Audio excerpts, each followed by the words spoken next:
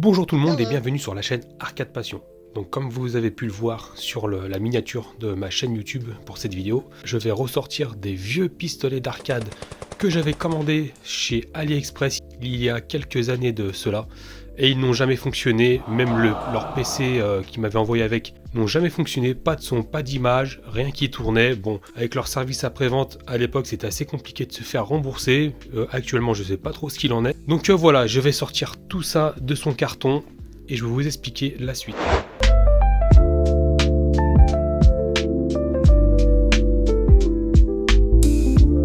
Voici les deux pistolets en question que j'avais commandés. Donc après les couleurs je les ai pas vraiment choisies puisque j'avais pris un kit. Comme vous pouvez le voir ici, là, juste là en image, le style de kit que j'ai pris.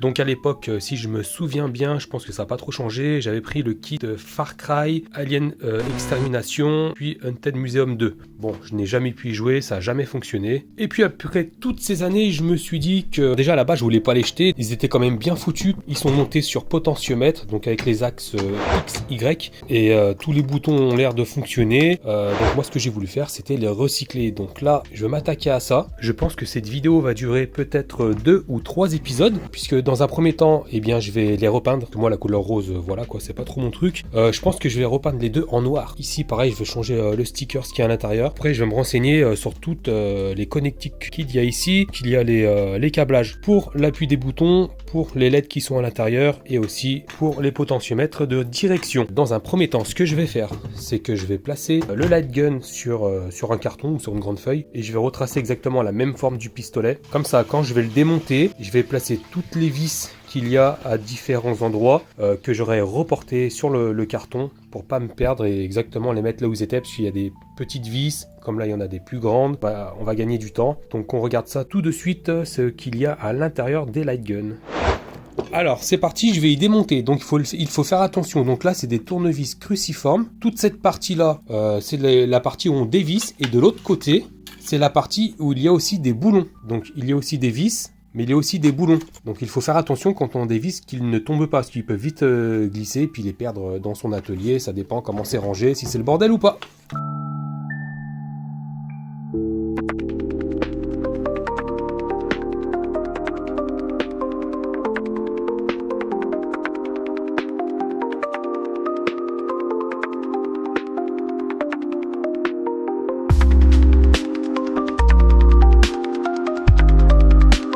Maintenant que j'ai disposé comme il faut toutes les vis que j'ai démontées d'ici sur le carton, maintenant là on va pouvoir ouvrir. Et voilà comment ça se présente.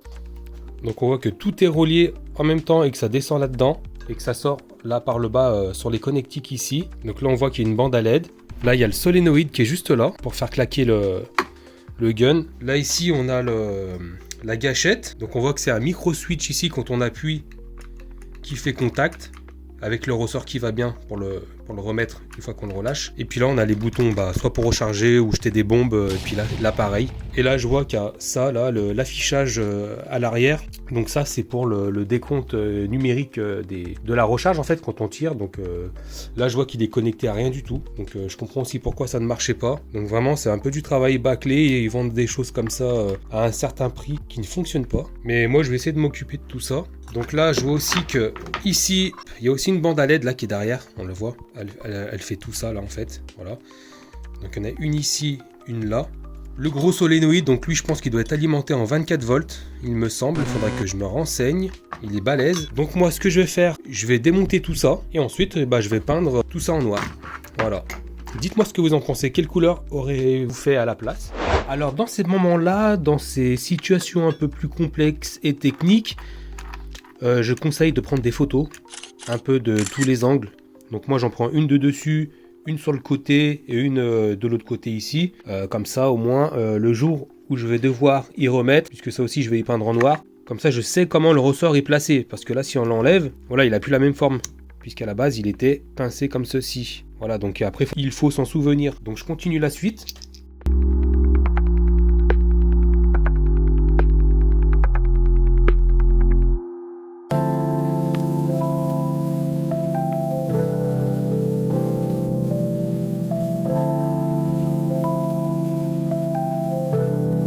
Donc voilà, là pareil, j'ai dessiné l'autre face en fait du gun pour repérer les vis que je viens d'enlever ici. Donc c'est les vis en fait qui supportent, qui sont supportées par la tige métallique ici et le support solénoïde pour que ce soit bien maintenu. Donc maintenant il va falloir que j'enlève les bandes à LED là parce que j'arrive pas à enlever le cache. Donc il va falloir que je décolle tout ça.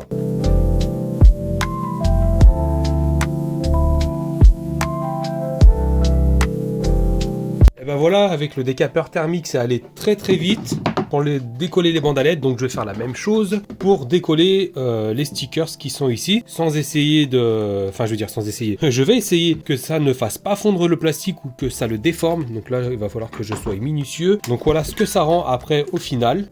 Donc voilà, mais moi je pense que je vais remplacer tout ça. C'est-à-dire, je m'explique. Par exemple là, les bandes à LED qu'on voit ici, c'est des bandes à LED non adressables. Donc moi je vais les remplacer par des bandes à LED adressables. Comme ça je pourrais leur donner des mouvements spécifiques en fait, suivant. Si j'appuie sur la gâchette une fois, ça va faire un seul trait de lumière et de couleur, je pourrais le choisir aussi. Si je reste appuyé le mode rafale, donc ça va faire des vagues de couleurs, soit unies, une couleur unie, ou alors plusieurs couleurs qui vont défiler. Je peux faire toutes les animations que je veux, puisque je vais contrôler tout ça avec un ESP32 une fois de plus. Et pareil, pour le solénoïde qui est ici, il va être contrôlé par l'ESP32. Et lui, ça va être pareil. Suivant, si je reste appuyé ou que je fasse le coup par coup, il va s'enclencher. Donc si je reste appuyé, il va faire tac tac tac tac tac tac. Et si je fais coup par coup, ça fera que un clac clac clac à chaque fois que je vais appuyer. Voilà. Donc je vais changer tout ça. Je pense que je vais refaire tout le câblage. Tout ça, ça va sauter. Donc voilà, là je vais avoir un peu de boulot. Mais là, je m'attaque du coup à enlever le stickers. Pareil avec le décapeur. C'est parti.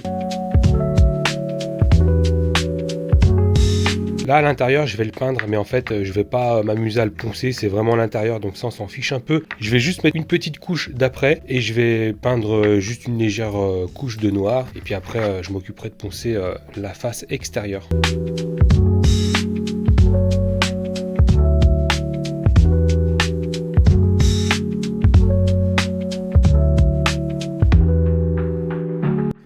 Alors là maintenant ce que j'ai fait, je me suis dépourvu de tous les câbles qu'il y avait, sauf les câbles pour les potentiomètres. Je vais aussi rajouter deux boutons. Dans cette partie ici qui est vide, je vais rajouter un bouton Start et un bouton Select. Alors du coup, on fait de la récup comme d'habitude, donc je vais utiliser ces petits boutons de service en fait, ça s'appelle comme ça, des boutons de service pour les bandes d'arcade, ou autres même. Donc du coup, je vais utiliser ceux-là pour les boutons Start et Select, donc ils feront très bien l'affaire.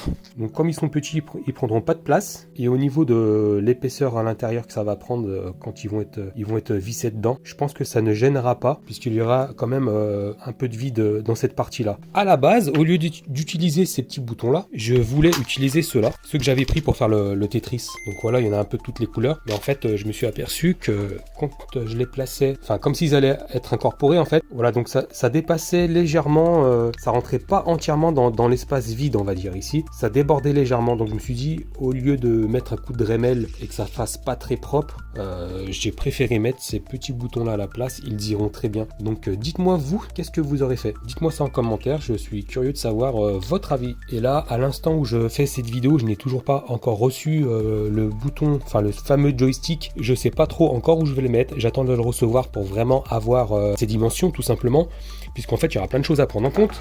Voilà, donc là à l'intérieur il sera à peu près comme ceci. Voilà, donc en fait il faut que je regarde vraiment pour pas que ça tape dans la ferraille ou que ça gêne pour le câblage. Il faut vraiment que je le mette à un espace où il y a du vide vraiment, et puis que ce soit confortable quand même pour pouvoir l'utiliser. Ok, alors on est le lendemain où j'ai dit que je n'avais pas encore reçu les joysticks, donc ils sont là, ils sont arrivés avec le bouton poussoir au milieu, voilà, toutes les directions. Donc j'ai pris ça sur Amazon, je vous mets le lien en description. Donc j'ai réfléchi un peu comment j'allais y placer, et en fait pour des raisons de praticité, je vais le placer ici. En fait là, ça s'il est à l'intérieur, en fait ça va donner comme ceci.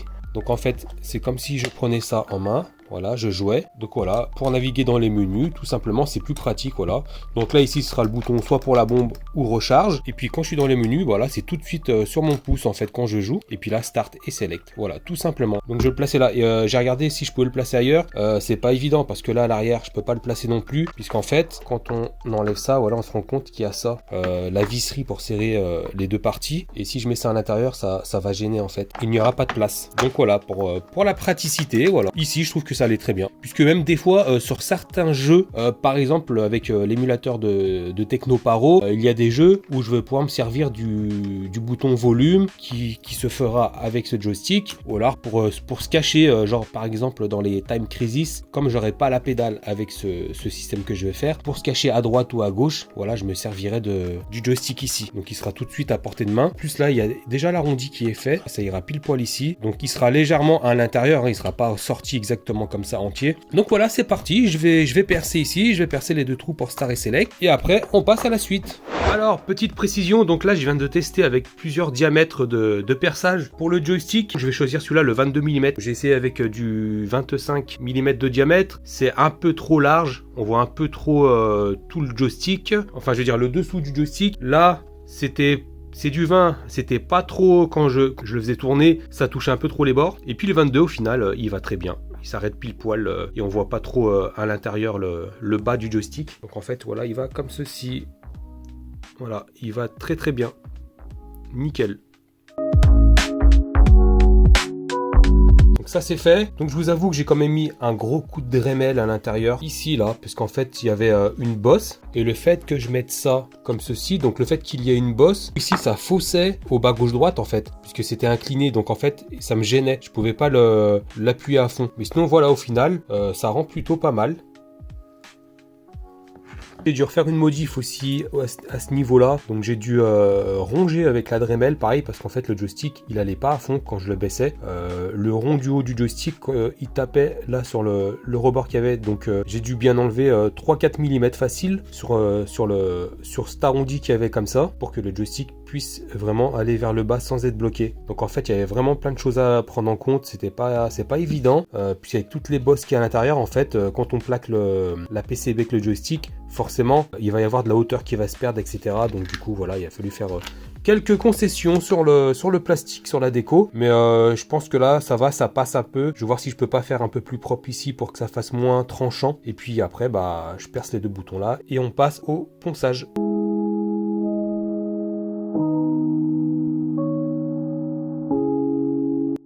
Aïe aïe aïe, bah du coup j'ai légèrement glissé vers le bas quand j'ai commencé à percer, donc du coup c'est pas très droit. Mais c'est pas grave, je me débrouillerai autrement le jour où je vais devoir mettre les boutons en dessous. Je vais faire un effet d'optique pour pas trop que ça se voit quand je vais les placer en fait. Et je pense que ça se verra pas grossièrement au final. Donc on va continuer comme ça. Donc maintenant que j'ai percé les trous pour les boutons, je pense que maintenant on va pouvoir passer au ponçage et à la peinture. C'est parti!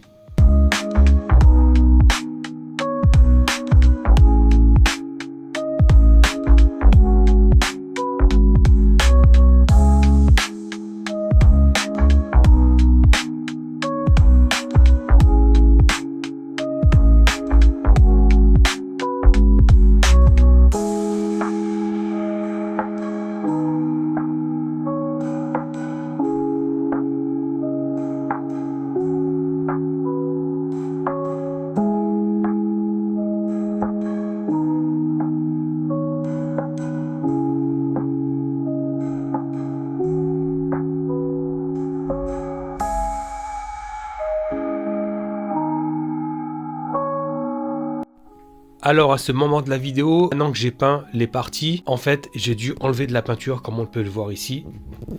Puisqu'en fait cette peinture là ne laissait pas passer la lumière à travers. Donc en fait eux le plastique, la matière plastique qu'ils ont utilisée pour faire les pistolets laissait passer la lumière à travers. Donc en fait j'ai dû poncer toute la peinture que j'ai mis sur le dessus et sur le dessous. Après j'ai testé, la lumière passe bien à travers pour avoir l'ambiance lumineuse. Du coup aussi cette matière plastique, j'ai eu beau à mettre de l'après dessus et ensuite de la bombe à aérosol noir mat, mais ça commençait à s'effriter légèrement au bout de même pas une heure. Donc en fait ce que j'ai fait, c'est que je les ai bombés avec la bombe à aérosol vernis transparent tout simplement. Voilà ce que ça donne au final. Je vais repasser une deuxième couche par dessus, mais pour l'instant ça a l'air de tenir la peinture, donc je verrai au final ce que ça va donner en espérant que ça tienne dans le temps. C'est parti pour la suite. Alors là je vais m'accorder une petite folie. Donc là cette fois-ci en fait ici là dans cette partie là que l'on voit là, je vais le retourner. J'ai déjà fait l'encadrement de ma découpe et je vais découper le plastique et je vais mettre un plexiglas, et comme ça de l'extérieur on verra le mécanisme, enfin le solénoïde en train de bouger, de claquer. Qu'à l'intérieur, une fois de plus aussi, je vais mettre une bande à LED en fait là ici en dessous de cette partie là. Comme ça ça va allumer, faire une petite ambiance lumineuse quand on joue. Voilà, dites-moi ce que vous en pensez. Est-ce que ça fait pas un peu trop? Est-ce que c'est une bonne ou une mauvaise idée pour donner un peu plus d'animation ou pas? Voilà. Donc il va falloir que je remette un petit coup de peinture après, une fois que tout sera découpé, parce que ça va être bien dégueulasse. Voilà, dites-moi ce que vous en pensez en commentaire, mais voilà, j'aime trop pousser un petit peu le délire un peu plus loin à chaque fois. Allez, c'est parti.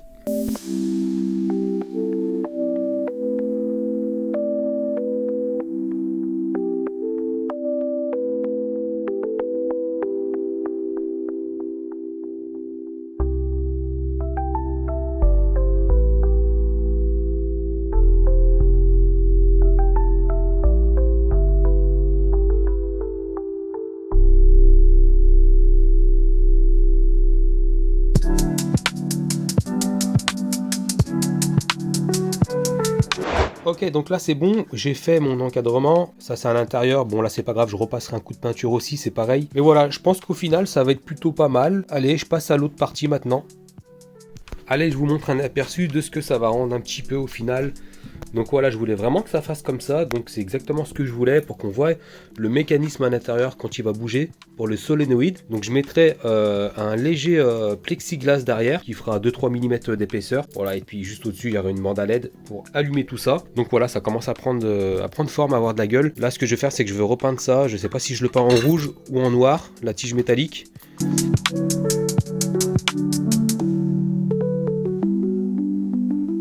Bon bah du coup j'ai peint les manches en noir. Là j'ai fait mes tests avec la bande à LED 12 volts. Donc j'ai mis un condensateur ici pour lisser le courant. Là j'ai mis une résistance là pour protéger les LED pour le data.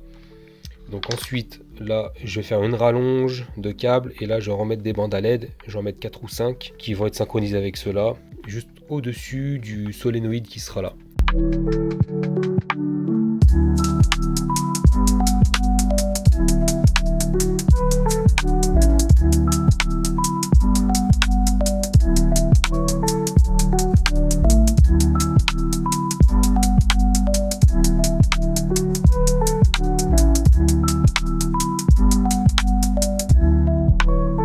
Alors maintenant que la peinture a été faite, que j'ai peint le manche métallique ici, j'ai aussi mis du vernis sur ces parties-là, sur les deux parties, qui fixent en fait la peinture, qui la protège pour éviter les grosses rayures et tout ça. Donc du coup, j'ai pris cette marque-là. Donc c'est une marque que j'ai achetée sur Amazon. Je vous mets les liens en description. J'ai déjà eu affaire à cette marque-là que j'ai déjà acheté en bombe aérosol comme ceci. Pour différentes couleurs et franchement c'est de très très bonne qualité, un pouvoir couvrant en une seule couche. Moi j'utilise celui-là là actuellement pour le vernis et franchement ça fait vraiment le travail. Donc voilà, tout ça pour dire que finalement ce sera pas noir mat mais ce sera noir brillant.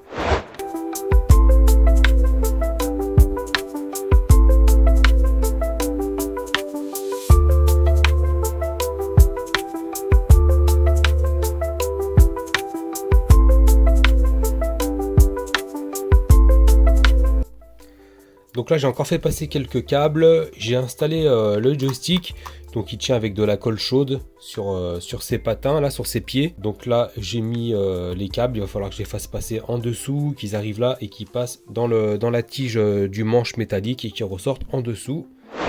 Là je viens de faire deux petites cales comme ceci, en fait elles vont aller, je vais les placer ici. En fait cet endroit là il va recevoir l'écran OLED à l'intérieur, voilà comme ça. Et en fait c'est pour cacher, en fait pour pas qu'on voit l'intérieur quand il y aura de la lumière. C'est vraiment pour camoufler tout cet endroit là pour qu'on voit que l'affichage. Donc là je vais le coller. Alors voilà, là je viens de recabler et de placer le micro switch pour le bouton gâchette. J'avais oublié de le placer. Donc voilà, j'ai soudé le signal et la masse ici qui est reliée avec les autres masses là dedans. Donc maintenant ce que je vais faire c'est que je vais refermer la partie du dessus.